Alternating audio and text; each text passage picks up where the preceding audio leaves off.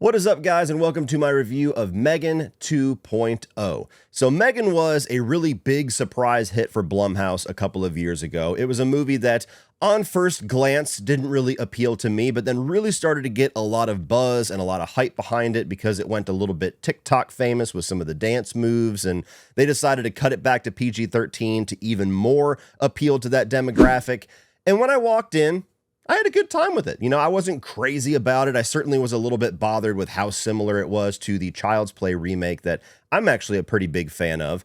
But overall, it was a fine movie that I have been able to appreciate even more because my youngest daughter especially really loves it. This absolutely is one of those gateway horror films, one of those on-ramp movies that is meant for a younger generation. And while I am not that target demographic, when I'm able to enjoy it through my daughter, it does give me a little bit of extra appeal there that wasn't there initially. So I like the first M3GAN, and I was not surprised that they announced a second one, but I was a little bit surprised at the genre and the tonal shift that seemed to be sold in the trailers. So whereas the first one is about an evil AI that starts to go murderous and has a little bit of a horror slasher vibe to it, this second one is very much leaning more into action comedy and spy thrillers and is all but abandoning a lot of the horror and the slasher tone of the first in favor of being maybe a more fun, mass appeal type film. And the story of M3GAN 2.0 is that you have this advanced AI robot that was built from the coding that was found from the original M3GAN, and she is on this murderous rampage to unleash this all-powerful AI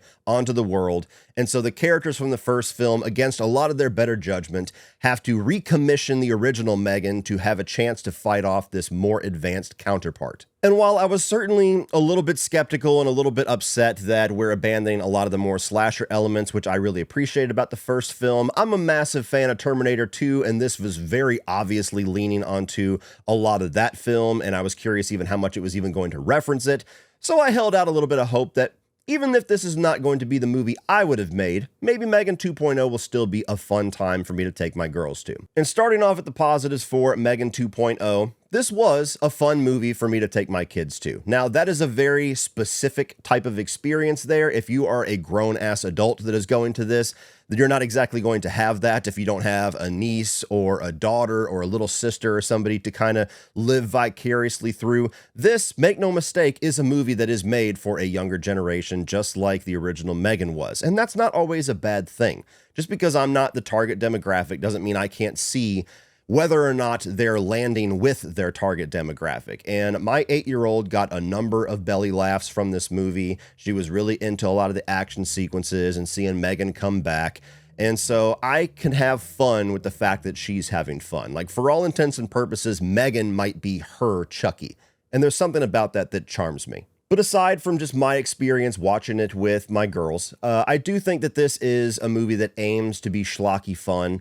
And depending on your taste, depending on your expectations, I think it hits more than it misses. It's a movie that, despite all of its grander ideas and things that it's trying to comment on, it really doesn't take itself too seriously. It leans into how ridiculous this concept is. It leans into how silly some elements from the first film are, like the dancing, and tries to bring its own little version of it and maybe even try to top it in this film. So if you like most of the ingredients that succeeded in the original M3GAN, while it's not horror-centric, they do try to bring a lot of that over here and have a bit of a franchise through line to try to take some of the more popular moments from the first film and turn them into almost like franchise signature elements. I also appreciated how the relationships with our human characters have developed here, namely between Allison Williams and Violet McGraw. The first film, I really didn't care too much for Violet McGraw's character. While they try their best to try to get you to sympathize with the grief of this little girl, she leans way too much into the trope that I hate, which is like the bratty,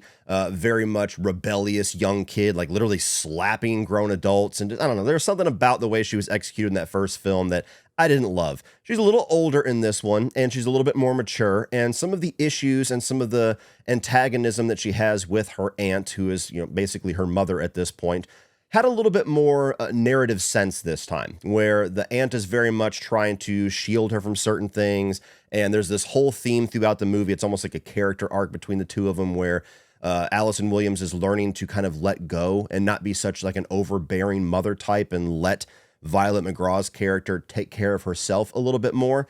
And I thought that that was interesting. I appreciated that more than their dynamic in the first film because I have two teenagers, and that's something that I kind of struggle with now, where there's certain things you want to shield your kids from. There's certain things that you want to make decisions for them because you know, at least you think you know better than they do.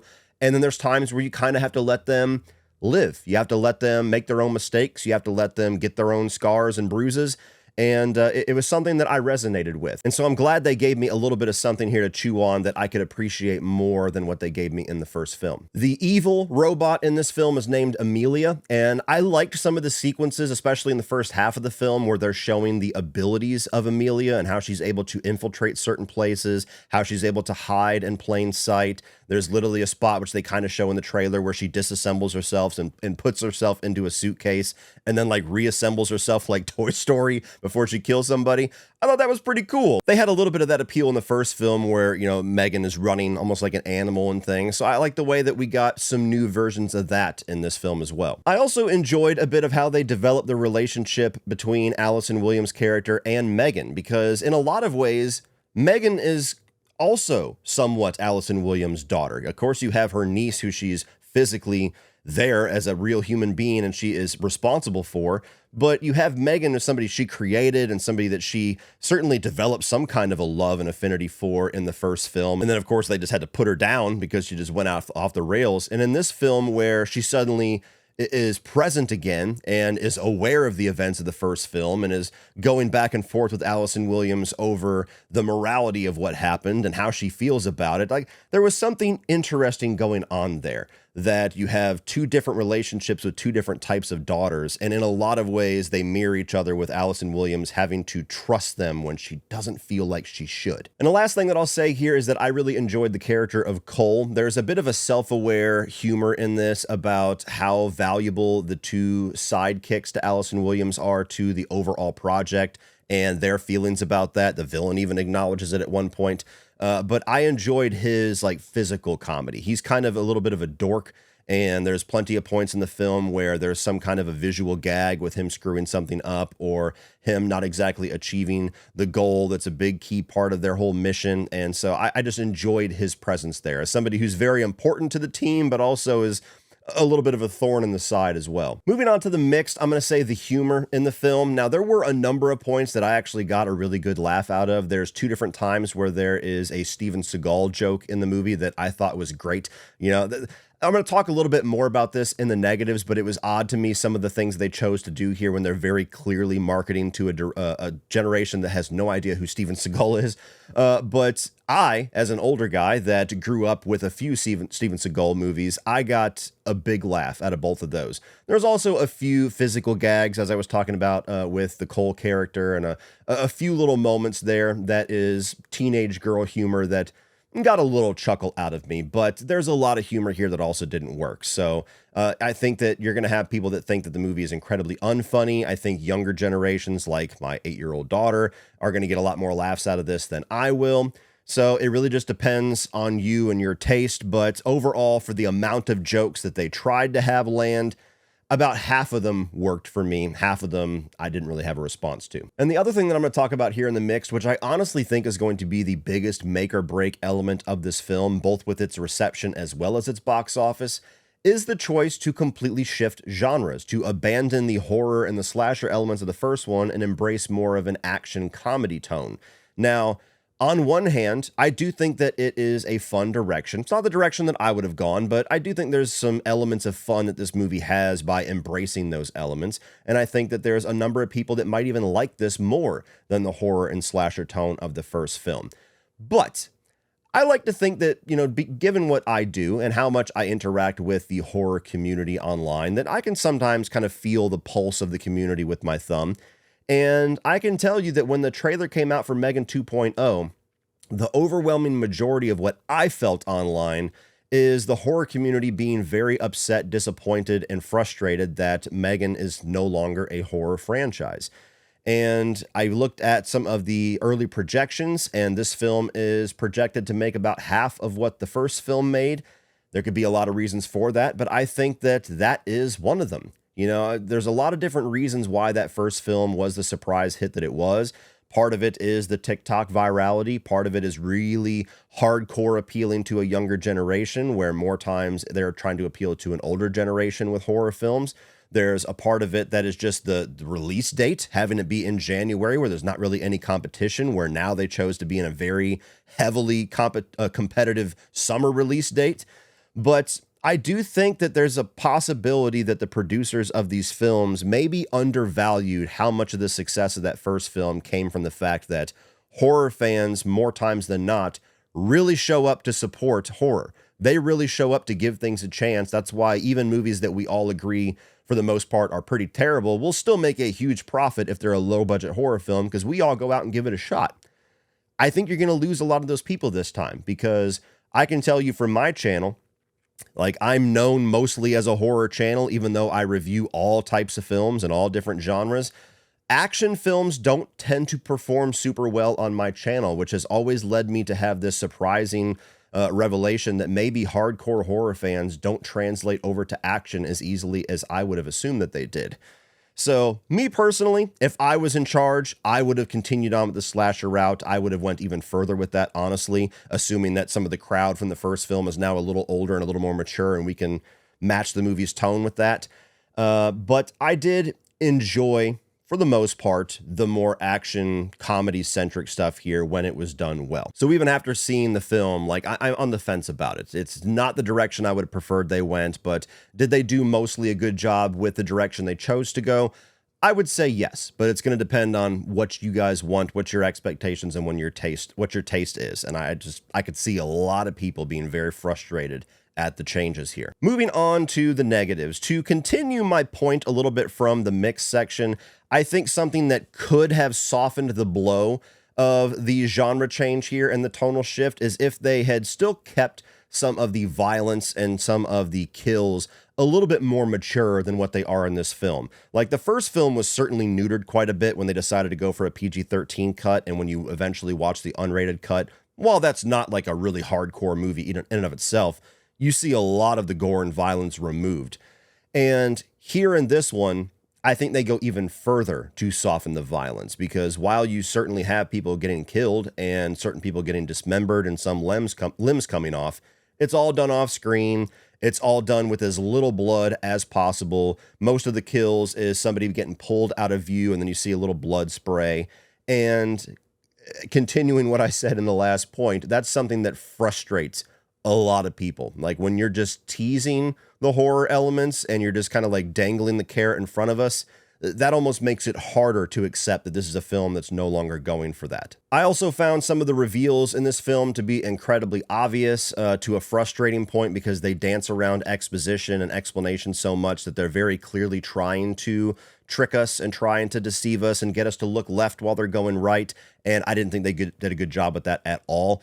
And when you ultimately do have certain reveals by the third act and certain character motivations revealed, I didn't find them to be ultimately satisfying because of that. While, as I said earlier, I enjoyed some of the deepened relationship between Allison Williams' character and M3GAN, I feel like we really got shortchanged with any kind of development between Katie, Violet McGraw's character, and M3GAN. And their relationship is supposed to be the entire core of this. It was the entire core of the first film.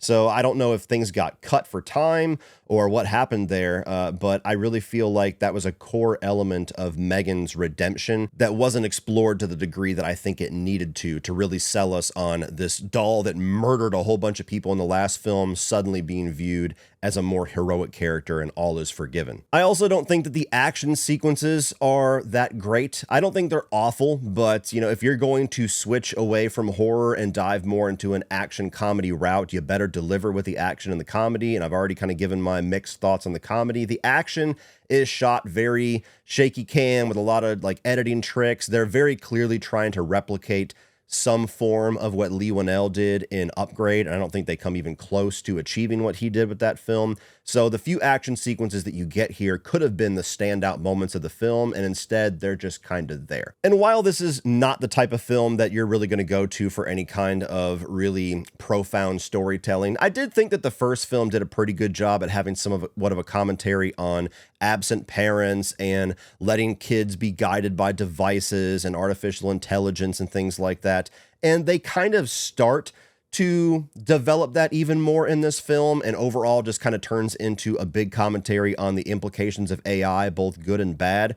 But I feel like their message is incredibly muddled with the film that they gave us, because you have obviously a very evil, direct representation of the bad of AI in the villain, but you also have M3GAN being kind of a counterpoint to that, even though she murdered a bunch of people. And so if they were trying to continue to have some kind of a thematic element here, or some kind of a commentary to walk away with for its more mature audiences, I don't think they did nearly as good of a job with this one as they did in the first film. And the last thing that I'll say about this movie is really three issues kind of all wove into one, in that this film is way too plot heavy and goes way too convoluted with a lot of the espionage type storytelling that they're going for here to an exhausting degree. The film is also way too long, at least 15 minutes, maybe even 25, 2 minutes long for what type of movie this is trying to be. And going along with all of that, I found it odd that you would have those issues in a film that is clearly being marketed and created to appeal to the TikTok generation. One of the more infamous things about the TikTok generation is that they like things quick, simple, and don't have the biggest attention span. Now, I understand that that is a bit of a generality, and that doesn't occur to everybody, of course. But there is a lot of validity to that. So the fact that they have so much in this movie that is just really, really exposition heavy and way too explainy, and trying to take such a simple plot about AI and the implications of AI and really overcomplicate the fuck out of it to try to have twists and turns and reveals that don't really work, while also giving you that in a runtime that feels like a 2 hour and 15-minute movie with just how much it drags in the back half.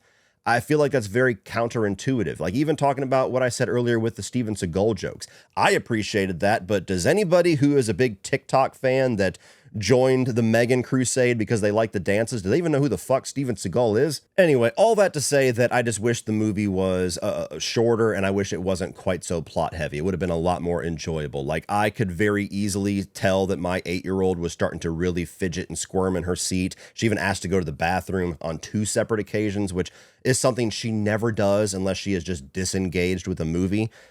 So I could tell she was losing her patience with it throughout the middle hour or so. Luckily, they kind of gained her back in the third act. And I was certainly starting to look at my watch going, Jesus Christ, how much longer is M3GAN 2? Overall, guys, this is absolutely, by design, a low-hanging fruit, simple schlock fest. You're either on board for that or you're not.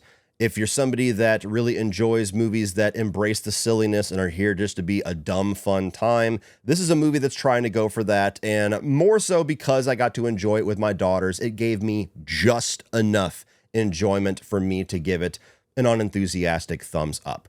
But if you're walking into this expecting anything other than that, you're going to be massively disappointed. And there, of course, there's going to be people that are not a fan, that this is no longer a horror film. So you know who you are. Go out and support it if you're a M3GAN fan, and you'll embrace the new tone. If you're somebody that wants a slasher film or something that's more serious, this is not the movie for you. Well, that's it for this one, guys. If you enjoyed that, please click over here for all of my 2025 new release reviews. I'm also going to put my review of the original M3GAN up here for you to check out. Like, share, hit that subscribe button so you don't miss everything in the future. And as always, remember, opinions are like assholes, but that doesn't mean you have to be.